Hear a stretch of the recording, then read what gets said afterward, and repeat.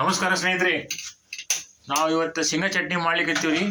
ಈ ಥರ ಚೆನ್ನಾಗಿ ಗರಿಗರಿಯಾಗಿ ಶೇಂಗಾನ ಹುರ್ಕೋಬೇಕು. ಹುರ್ಕೊಂಡು ಅವನ್ನ ಪಟ ಎಲ್ಲ ಕೀರ್ಕೊಂಡು ಹಸ ಮಾಡಿ ಇಟ್ಕೋಬೇಕು. ಅದಾದ್ಮೇಲೆ ಮಿಕ್ಸಿ ಹಾಕ್ಬೇಕು. ಹಿಂಗೆ ಹಳಕಳಕಾಗಿ ನೋಡ್ರಿ, ಹಿಂಗೆ ಮಿಕ್ಸಿ ಹಾಕ್ತಾರೆ. ಹಳಕಳಕಾಗಿ ಮಿಕ್ಸಿ ಹಾಕ್ಬೇಕು.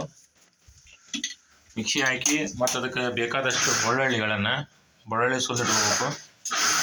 ಬೆಳ್ಳುಳ್ಳಿ ಆದಮೇಲೆ ಮತ್ತೇನು ಬೇಕು, ಹಚ್ಚಿ ಖಾರ ಪುಡಿ ಬೇಕು, ಕುಟ್ಟಿದ ಖಾರ. ಆಮೇಲೆ ಕರಿಬೇವು ಸ್ವಚ್ಛ ತೊಳೆದು ಹಿಂಗೆ ಕಾಟನ್ ಬಟ್ಟೆ ಒಳಗೆ ಹಾಕಬೇಕು. ಅದು ಮತ್ತು ಹಸಿ ಇರಬಾರ್ದಲ್ರಿ. This is a process.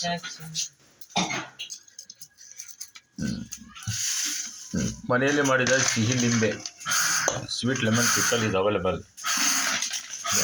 ನಿನ್ನೆ ಆಗೈತೆ ರೀ, ತಾಜಾ ರೆಡಿ ಟು ಸೆಲ್.